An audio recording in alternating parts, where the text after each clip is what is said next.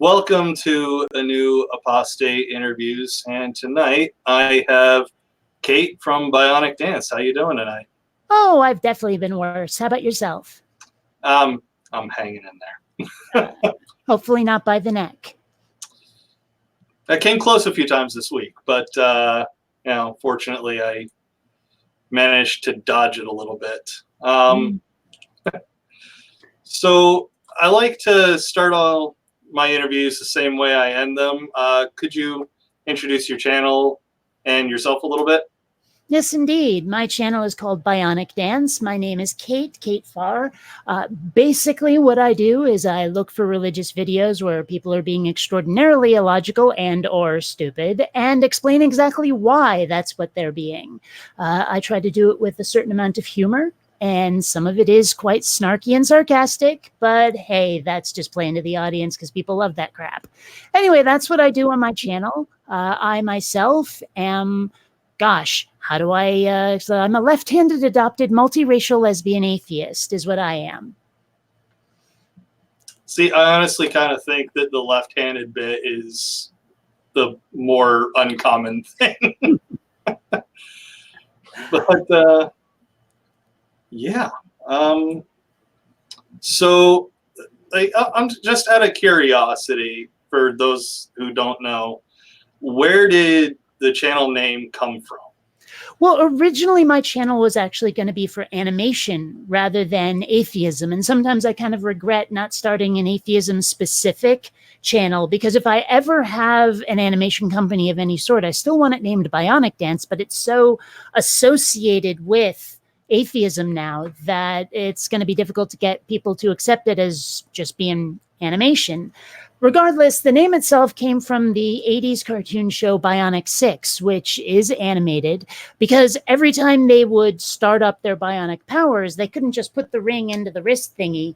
You know, they had to do this whooshing, swirling, martial artsy dance-looking thing, shout, "Bionics on!" and then they'd put the ring into the wrist thingy. And whenever they would do that power-up move, I was like, oh, hey, they're doing the Bionic Dance. And that just seemed like a great thing to name an animation company, or at least just me as an animator. So that's where the channel name came from. Right on. You'd almost think that while they're doing that transformation, it'd be a perfect time for whoever they're fighting to, attack, but well, usually they start up their bionic powers and then go find the bad guys. It's pretty rare for them to be like in the middle of a crowded street. Oh, hey, look, someone's trying to destroy it. Let's activate our powers. That's fairly rare. They often do it actually at home so they can get into their vehicle and drive out to meet the bad guys. That's usually how it goes. All right. Yeah, I mean, before you said something about that show on your channel in one of your videos, I've never even heard of that before, but I've seen people don't realize that I'm 43 years old. A lot of people tell me I look younger than that. Most of my audience was not around for the 80s, so they would never have seen the show. Yeah, I was only around for the back half of the 80s, so I don't know if that can really count. Well, I mean, I think that it was, 87, 88, maybe? Could have been 86, that show. I'm going to have to look it up now. But, I mean, you probably would have been, way too young to watch it. Yeah, I mean, if it started in 87, I'd have been almost 2. Okay. Yeah. Yeah, just a wee little baby at the time. But honestly, I'm kind of surprised that when you described your channel, you didn't go with Chowderhead, because that's I do tend to call religious people chowderheads, but I don't believe I or my channel are chowderheaded, so I didn't mention it as part of my description, no. Well, no, I mean, saying you go after. Okay, fair enough, fair enough. Yeah, it's one of the more common words I hear you use when describing less than intelligent arguments. I'm trying to remember exactly where I got that term, because I know I didn't make it up. I know I got it from somewhere, and it was in fairly common use probably long before I was even born. And there were probably like some books or comics or something I read where a character used it a lot, and it just sort of worked its way into my brain. Stuck with you? Yeah. And it is a great term. So it is. I would start using it, but then people would probably accuse me of copying you. But well, I don't want to speak ill of certain people, but there are some things that have been part of my channel for ages that have seemed to have gotten usurped by some, and it's a little irritating. But anyway, go on. well, they say imitation's the best form of flattery, so I don't know. There's that too. But so I am kind of curious about your upbringing, because you've mentioned that you weren't raised with religion. It's true. The closest I ever came to being religious was trying as hard as I could to use the Force. It only works on supermarket doors. I don't know why that might be. But yeah, I was not raised religious. My mom's side of the family is culturally Jewish. So yeah, we'd like open presents for Hanukkah, or we'd go to a cousin's bat mitzvah or something. But for the most part, there was no like, oh, let's go to the synagogue. Oh, let's pray this, that, or the other thing. It was just, that sort of like cultural Jewish thing that you see a lot where people, their whole family going way back is Jewish, but not religiously. So I'm sure you know what I mean. My dad's side of the family, on the other hand, Sicilian Catholics. Now, my dad, when he grew up, said, oh, screw this crap. So like as an adult, he ended up trying every religion under the sun. But he never forced me and my mom into it. It was his own spiritual journey. So I got to see a lot of religion, but I didn't really experience it as firsthand as most people. I wasn't indoctrinated in it. There were no expectations made of me with regard to the religion or any of that. So I think seeing so many different religions really helped me see how ridiculous they all are. Right? It's just that lack of indoctrination, but still a certain amount of exposure just showed me what religion really is. And in the end, it's what it is goofy. So that's pretty much what it was like growing up without religion. I lived in a town in Vermont that really wasn't the sort of place where you're expected to be religious in any way. I mean, Burlington, Vermont has a church street, it's called, but at the head of that is indeed a church, but it's Unitarian. Right? And Unitarian is about the most like nerfed, who gives a crap religion ever. I mean, it seems vaguely Christian at times, but it also is so, I mean, it might as well be a secular religion unto itself, really. I mean, I'm sure there's some Unitarians who are disagreeing with me right now very vehemently, but from what I saw of Unitarianism, because my dad did do that for a while, it seemed to be, we want to go to church because we want to go to church and screw all this God crap, is what it seemed like for the most part. So yeah, it's just, I've heard of people where they move from a place like that to, say, somewhere a little more rural. And the first time they move in, like a Sunday goes by, and on Monday, people come by with casserole dishes going, oh, I'm so sorry. We didn't see you in church. You must be sick. Here you go. Hope to see you next week. And then next week, the next Monday rolls by after Sunday, and they're like, oh, we're sorry you're so sick. Here, have some cake or something. Sorry we didn't see you in church. Then the next Monday rolls around. We didn't see you in church on Sunday. And it was nothing like that being brought up where I was brought up. So like I say, there was never that drive or need to be religious. Most of the people I knew in school, if they were religious, kept it to their own darn selves. So I mean, it's kind of a weird experience when you look at what other people have gone through, when you start looking more closely at religion for the first time after growing up that kind of secular and hearing the stories of people who had to escape from being like Jehovah's Witnesses or Mormons or whatever they were, and I'm like, wow, that is an experience I'm glad I didn't have.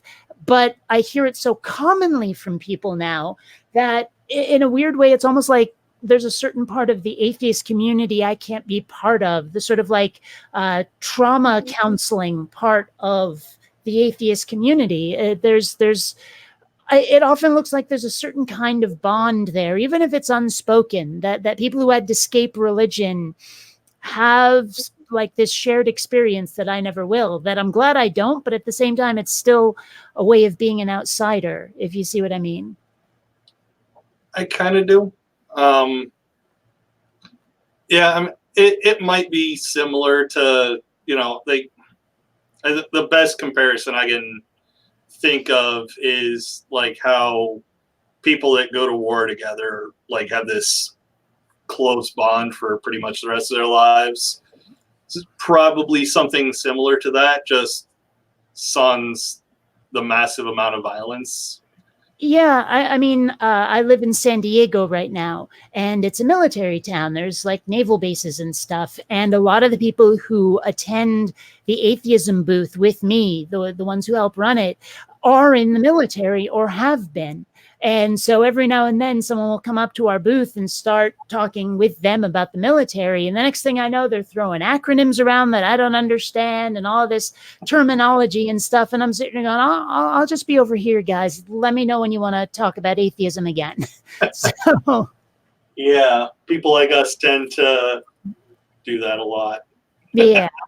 Yeah. Like they were discussing what rank they are, and they were doing it in terms of pay scale. And I'm like, what the frick's an E7, guys? I don't know what huh? So yeah. Oh yeah. That's all right.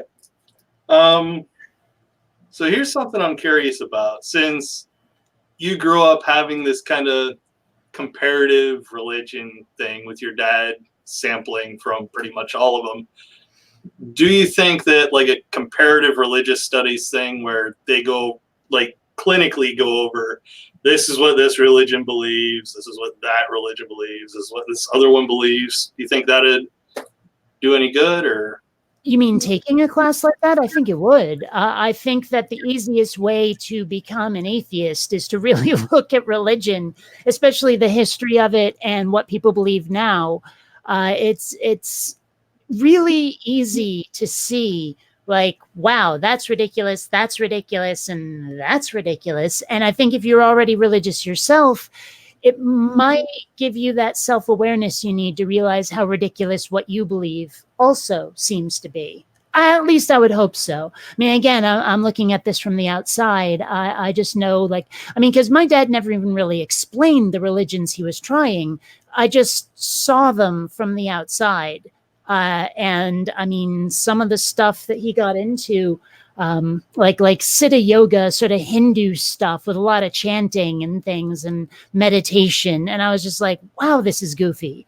So, I mean, I think seeing a lot of that sort of thing up close really could help someone examine their own religious beliefs. all right. Yeah, not a whole lot to talk about with the whole religious frame here. I did warn you. You did. What about, like, okay, from the arguments you've heard from theists, what's one of the worst you've ever heard? I think, oh gosh, I think it's probably the notion that atheists believe there is no God, or saying, how can you know there is no God? Where they don't really seem to understand, at least for me and most of the people at the booth I help staff, it's not necessarily that we're saying there is no God, or even that we've proved that this or that or the other God doesn't exist. That's not really it. I keep explaining that the number of gods I believe in is 0. right? And the reason is I started out an atheist, and then someone would present a God to me, and I'd see if that God or that religion passes the sniff test. It usually doesn't. In fact, so far, 100% doesn't. And then I continue to not believe in that God. Like, there's this one dude, Greg Koukl. I don't exactly know how to pronounce. I think it's Koukl. It's like Koukl with no vowel in between the K and the L. But regardless, a lot of what he tries to do is to tell people, like, okay, if you're trying to convert people, if you're trying to talk to an atheist or someone from another religion, make sure the burden of proof is never on yourself. Keep asking them questions so that they have to answer you. And I have had some people say to me, like, okay, you don't believe in a God? Well, describe what God is. And I've come to realize that you can't answer that question, because the fact is that it's not up to you. It's up to the people who say there is a God to describe God, and then you evaluate their description. But because of the way they tend to present it, where they're asking you a question, because a lot of atheists tend towards intellectual honesty, will try to answer that question, but it's a trap. You shouldn't do it. You should say, that's not up to me. It's not up to me to tell you what your God is like or what any other God is like. You're selling a product. Your belief is a product, and you have to work on your sales pitch, because right now I'm not buying it. Right? I'm not giving you my faith or my loyalty or any of that, because honestly, I prefer Coke to Pepsi, if you want to put it that way, or I'd rather not drink soda at all.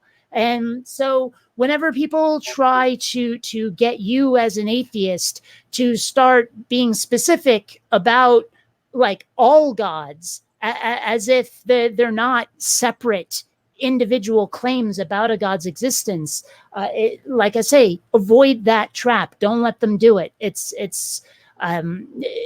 takes the burden of proof off of them who are making the claim, putting it on yourself, and you're tilting at windmills. There's not a lot you can do, because there isn't a one size fits all description of a God.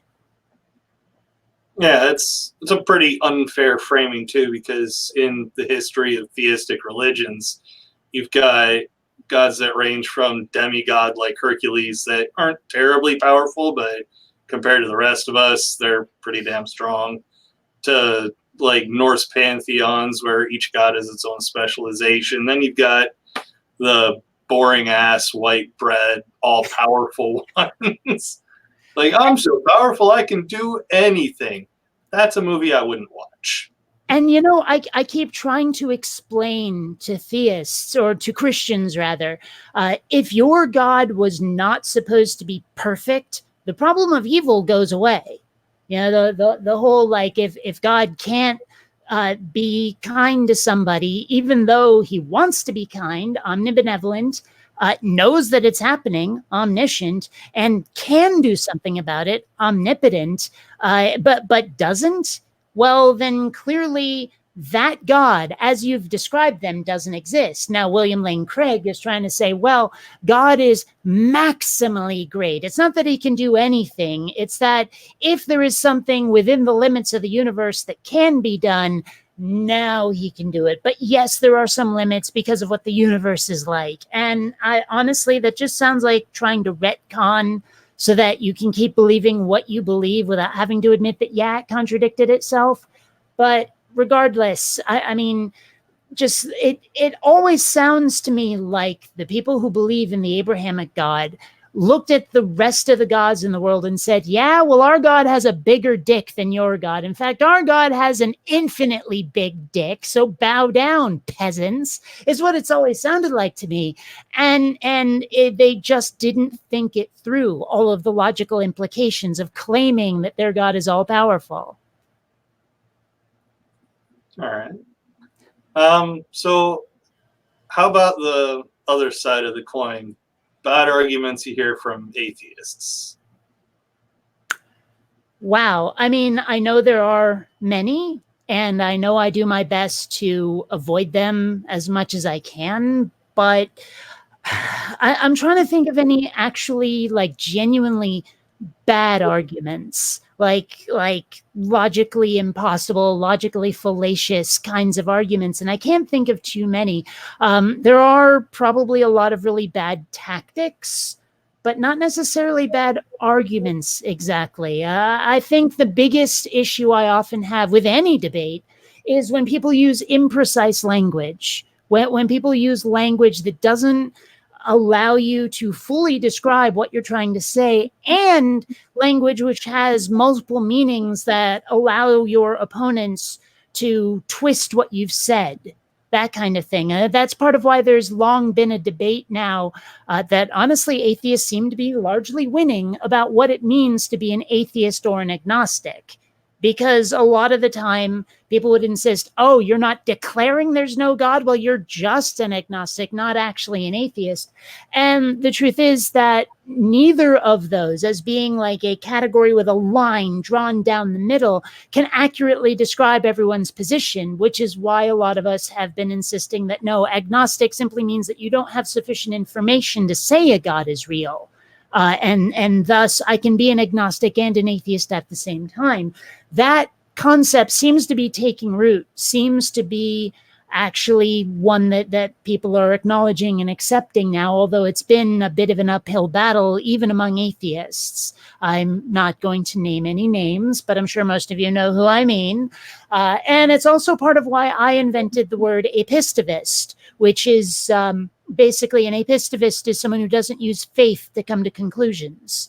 Right? The Greek word for faith is pistis or pistis or something like that. I'm not sure how to pronounce it, but it's pistis is faith. So I figured, well, I don't have faith. I'm an apistivist, you see.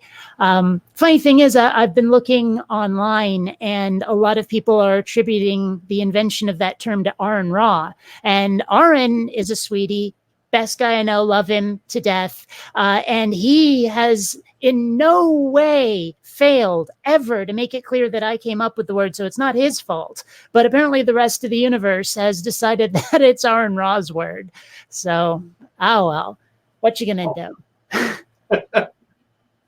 Okay, so it kind of sounds to me like the biggest problem with atheists isn't necessarily using bad or terribly fallacious arguments, but kind of blurring the line between philosophical and colloquial definitions. Well, I mean, yeah, it's and it's not even necessarily the fault of atheists, although sometimes it is. It's just, I've noticed a lot of us tend to argue past each other just because we're defining words in different ways, and it makes it really hard to communicate. One of my favorite sort of analogies or comparisons is when we're having a debate about, say, birth control, and you'll get the pro-life people insisting on calling any conceived, like sperm meets egg, now it's conceived, it's a baby. It's not a fetus, it's not a zygote, it's not an embryo. As soon as sperm meets egg, it's a baby. Like they're picturing this cute little, cooing infant. Oh, how adorable. When honestly, when you look at pictures of a human embryo, a fetus, it kind of looks like if this was a sci-fi movie, it'd be trying to eat your face, right? And so like, no, pregnant women are not walking around with a toddler inside them, but that seems to be the imagery they want to project by calling it a baby every time instead of a fetus or an embryo. And we have some similar problems when we start saying like, I'm an agnostic atheist. And a lot of people go, well, I thought an agnostic just said, blah, blah, blah, blah, blah. It's really difficult to have some of these conversations at all, simply because the words you're using don't mean the same things to other people and vice versa. It just that level of communication. I wonder how many arguments could be completely forestalled, made to go away entirely if we all just agreed on our terminology, But I think a lot of people are actually clinging as hard as they can to certain misused terms or terms that don't properly communicate, simply because that's how they win the argument. By forcing you into a certain definition, they take away your ability to argue your actual position, which means that now it's a lot easier for them to refute what you're not saying, but what they insist you must be saying because of the language they're insisting on. It's just really frustrating sometimes to have debates with people when they're pulling that kind of crap. All right. Let's see here. Let's circle back to your channel a little bit. Obviously, you started it wanting it to be animation channel, but what is it that got you to start doing the atheist stuff? Well, I mean, this was a long time ago. This is more than 10 years ago that I started this whole thing. And basically what happened was a friend of mine was like, I know you're an atheist. Have you seen these two people, pointing me at Thunderfoot and Non-Stamp Collector? Now, back then, I still actually had more respect for Thunderfoot. Don't get me started. He was still covering mostly atheism. He hadn't sort of driven off that other cliff of other issues, and I just right. And Non-Stamp Collector hasn't made a video in a really long time. He made one a little while ago saying, hey guys, I'm going to be back, and then never was back, which kind of was disappointing, but I was glad to see him again. In fact, he gave me my very first shout out. I remember I looked at my email one morning and I'm like, 500 emails. Did my spam filters break? And then I looked and it was like, subscribe. And I'm like, holy crap, what happened here? And then I looked at my videos and it turned out Non-Stamp Collector had shouted me out. In one day, I went from 500 subscribers to 1,000 in one day. It was crazy. And that really gave me the kickstart I needed to start being someone who was noticed in the YouTube atheist community. So yeah, but it was a friend of mine who pointed me at those two people and their videos, and I was like, I could do this. And so I got out a microphone, I got out Photoshop, I made some backgrounds because I wasn't appearing on camera yet, and made my first video. And well, the rest is history. All right. Well, just so you don't feel like you're alone in that boat, I also used to watch Thunderfoot before he dove off the deep end. But yeah, haven't watched him in quite some time.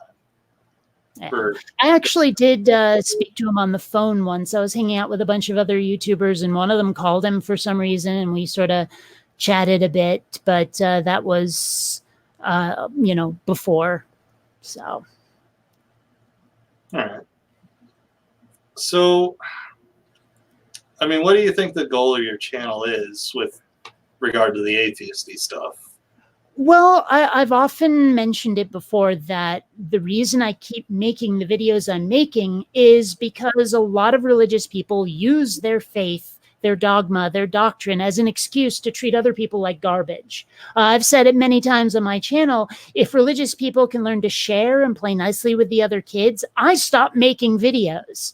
Right? So for me, it's kind of a certain amount of activism is what it is, partly just self-defense. I mean, being a lesbian, given how anti-LGBT you get from a lot of the Abrahamic religions, I kind of feel like someone needs to be a voice, needs to be a counterpoint to everything they've been saying. I've seen a lot of YouTubers, atheist YouTubers, where they either stop making content entirely or stop making atheism-related content, and I've asked them why, and they said, well, I said everything. I made all my arguments. I have nothing left to say. But I've been doing this for more than a decade now, and that's because, sure, I've said it all before many times, but every now and then you get that person who wasn't an atheist until they started seeing my videos and other people's videos, that it's like a really new thing for them, and they need that support network. I'm not just making my videos for me. I'm making it for the community. Maybe that sounds a little bit arrogant, but honestly, I'm trying to work for noble purposes here, is that some people need us, and they're not out of religion yet. And so, yeah, I have to keep saying the same thing over and over. I'm sure after a while, politicians get sick of making the same speeches every time they go to a new state. But it's the same sort of thing, is you're speaking to new people, or at least you hope you are. And so you're telling them things they haven't heard yet. And that's important. Plus, if atheists said everything they have to say and then shut up, all you're ever going to get is religious people saying what they're saying. and we have no voice to counter their points. So yeah, I think that those of us who have decided to start this might have a certain amount of responsibility or even duty to the community that needs to hear that counterpoint. All right.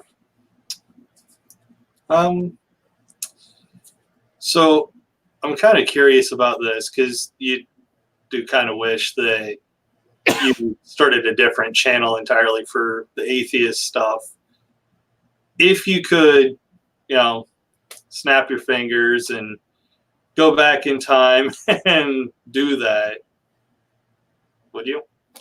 Yeah, actually, I would. I mean, it wouldn't change too terribly much, but I'd probably put atheist in the name of the channel somewhere just to make it more associated with atheism. Because I wonder how many people have looked at one of my video titles and then looked at the name of my channel and went, this doesn't make any sense, and didn't bother to click. I don't know if that's never happened or if it's ever happened, but it wouldn't shock me if I've missed out on a view or two and a potentially new subscriber just because of how different the name of the channel is.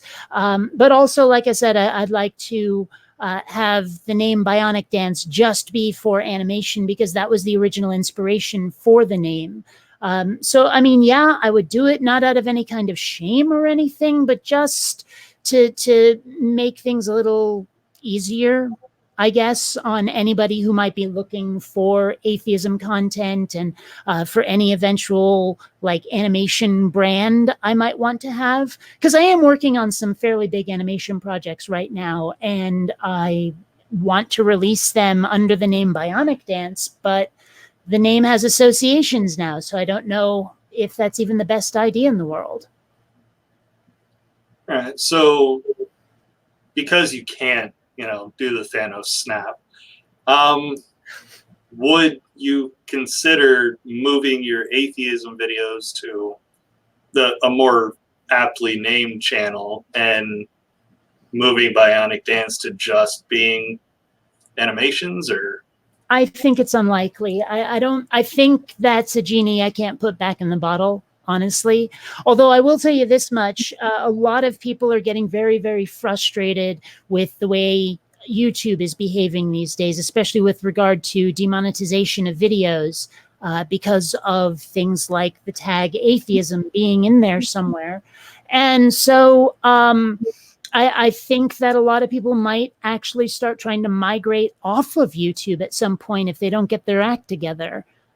So if I do that, I might rename my channel in some fashion. Maybe, I don't know.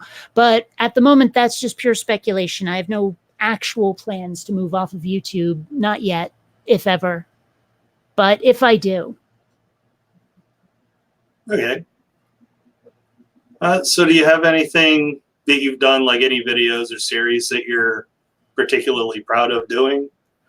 There was one I called, oh gosh, what was it? It was like a universe no God required, I think it's called, because there's this guy, his name's Kyle Butt, and don't for a moment think I didn't childishly giggle when I read that. He is a preacher from the South, and he made one of those arguments about a universe can't come from nothing and all of that stuff. And in responding to his video, I came across a Lawrence Krauss lecture about how a universe could come from nothing based on quantum physics. Now, I mean, speaking as a sci-fi fan, I'd heard the word quantum a lot, and I only sort of vaguely knew what it meant, really. So I took the time to watch that lecture many times until I finally started to at least get quantum physics enough that I might be able to talk about it, but also enough to know that I could easily fall into the whole Dunning-Kruger pitfall of thinking I know more than I know.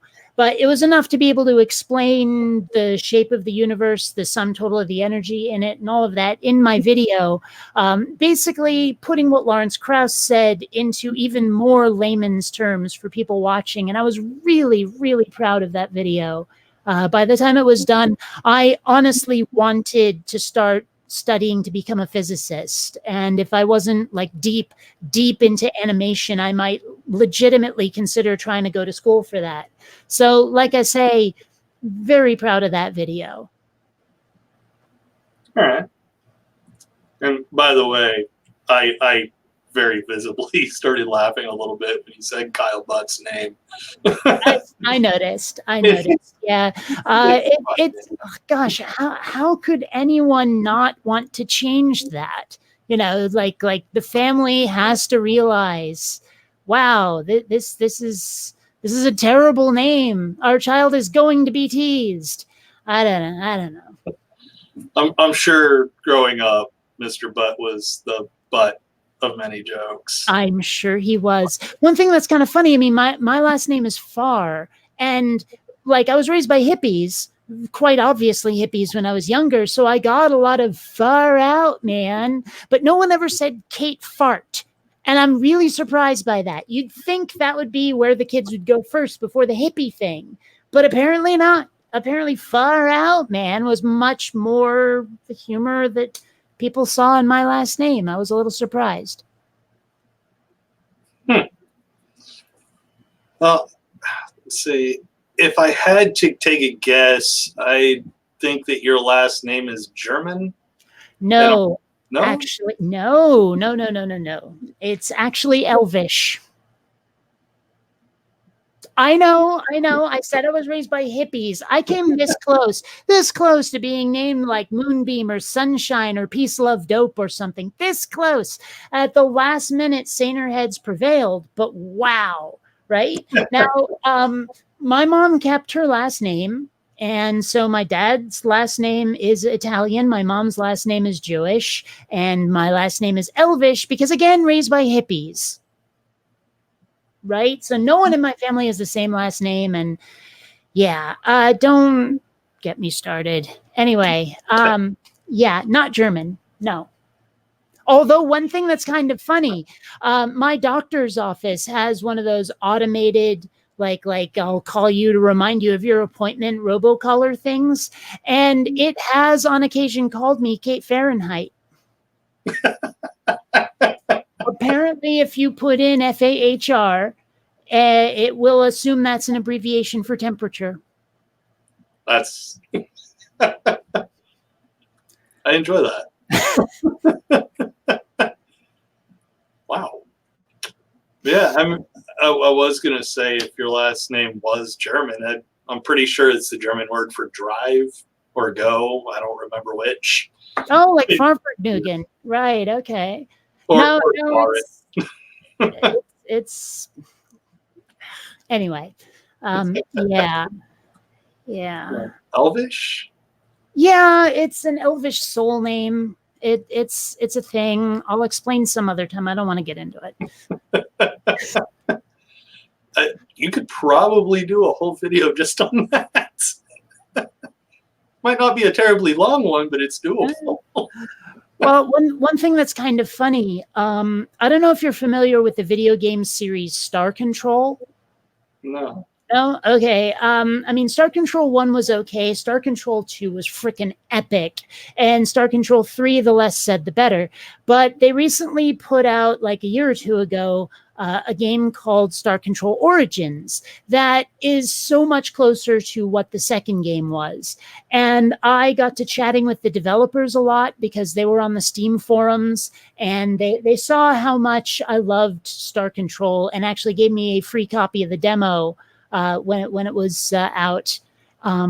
And then when the main game came out, obviously I paid full price, but still. And one of the things they did was they said, look, there's literally thousands of planets in this game, and we haven't named all of them. So if you give us suggestions for names, we will put like your name into our universe. And so there is a planet Far out there in the Star Control Origins universe. I have a screenshot of it. I don't know if I can actually share that with this system, but it doesn't matter. Still, point being, this is a thing. I'm in a video game, if only by proxy. Very nice. Reese 2.0 actually has a question. High elf or wood elf?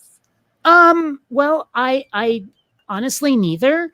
Although I guess you could say wood elf. It's actually the soul name of one of the wolf riders from the world of Two Moons. So not so much like D&D or Lord of the Rings elves, different elves. Right on. So nothing to do with the Elder Scrolls universe then? No, not at all. Oh. Well, we've actually burned through pretty much all the questions I've got, but I am actually kind of proud to say that it's been 40 minutes so far, which has blown the idea of your 10-minute run time out of the water. Well, you had more to ask me about. When we first talked about this, I thought you were only going to ask me about being like raised more or less secular. And so I did think 10 minutes, but you had more to ask. So that definitely added it out some. I gotta hide a little bit of it. Otherwise, you'll just run through it and I'll just be sitting here awkwardly quiet. Well, I mean, really all that happened was I didn't have a chance to prepare my answers beforehand. That's all. But I'd like to think I did okay anyway. You did great, actually. And, I really appreciate you coming on because you were one of the first, you're definitely one of the first 5 YouTubers I came across talking about atheism when I finally went out looking. So, well, right on. Pretty awesome to have you on. Yeah, well, I mean, that's something that I've talked about a lot is when people meet you for the first time in more of a one-on-one context after having watched your videos a lot. Sometimes they come to you with a different view of who you are based on your videos than what they get when they're actually chatting with you. And I like being able to have that more personal connection with folks. Like whenever I meet someone who recognizes me from YouTube, I will always ask them what their username is, so that the next time I see them commenting, I can have that like association of this is the person I met in Meet Space, and this is who they are in cyberspace. All of that. Just because it's I think it's better. I've never understood those YouTubers who never chat with the people watching them, who are never part of their comment section, treating it like they're, well, I mean, I don't know if they're going, oh, I'm too high and mighty for that, or if they just don't bother or what, but I like being able to occasionally, like if someone says something that I think I can either continue with, or if they've said something chowder-headed, I like to jump in just because I'm not like only the person on screen. And I think a lot of YouTubers don't do that, and I wish they would. It'd be nice, yeah. And Josiah Hansen actually wants me to tell you that... oh, stop that. Shatner is evil and must be destroyed. See, I don't think I'm familiar with this. It's a thing. Don't worry about it. One of these days, we will stop him before he destroys us all. Trust me. Well, that's good to know that his acting and cheesy speaking mannerisms are going to destroy the world. Dude, he's from Quebec. Think about it. There is nothing wrong with Canada that warming it up and nuking Quebec won't fix. Okay, and Shatner's from Quebec. I'm not saying there's a connection. I'm just saying. Oh God! And here's Kate suggesting that we blow America's hat off the face of the earth. No, just the brim. Okay. I guess. Hey, I love Vancouver, BC. Just saying, Vancouver's awesome. I really should travel to more of Canada when it's, warmer there. Well, I'm sorry. I was raised in Vermont, and there's a reason I live in Southern California now. I don't like cold. I really don't. I mean, being too warm is uncomfortable. Being too cold actually hurts. So. Yeah, I see that. Yeah. So, I mean, Canada in the summertime, hey, I'm totally there. No. But yeah, like I said in the beginning, I like to begin and end the same way. So can you talk about your channel a little bit again? Sure. Well, for anyone who didn't see it the first time, my channel is called Bionic Dance. I myself am Kate, and I talk about atheism and I do animations as well. If you ever want to see me basically take some religious nut who's been completely illogical and rip them a new one, check out my channel because that's what I do. Actually, though, I am on a bit of a break right now. I need a chance to recharge my batteries for a bit because I've been doing this constantly nonstop without a break for a really long time. But even during the break, I am working on stuff for the channel. I've got some new background animations I'm working on. And because I've been using the same like 3 or 4 for ages and I need new ones. So it's not like I'm going to be abandoning what I do. I just need a chance to recharge and revamp and do all that fun stuff. But I will be back probably in less than a month. Awesome. Is there anything we can look forward to? Like, what's your first project? Well, like I say, the animated backgrounds. I mean, if you've watched my channel, you know I've usually got like some sort of sci-fi looking thing, one that looks sort of like a, a different enough from Tron that I won't get sued 80s style background. And I've also got this sort of like let's call it cyberpunk looking city with these monorails going on behind me and stuff, just to keep it interesting. And one of the things I'm working on right now is basically a coffee shop in outer space where I make it look like I'm sitting at a table and there's all this stuff going on behind me with like aliens drinking coffee and stuff. And it's really long. It's a much longer thing than I expected. It's about 4 minutes of animation. And animating crowds, if any of you have ever done that, know that it's a bit of a chore. And I've also got these characters behind me where I'm trying to make them sort of like look like they're having a conversation without actually having a conversation. So they're gesturing, they're sipping coffee, they're laughing with each other, that kind of thing. And it's a really long project, but I'm sure it's going to be great when it's done. And it's sort of a proof of concept for another animation I'm working on that's even bigger. So that's probably the first thing. Like when I finish that, I will probably make my next new video. And I'm not sure how much longer it's going to be, but I'm getting there. It's about 7,200 frames of animation, and I'm on about 5,600 something.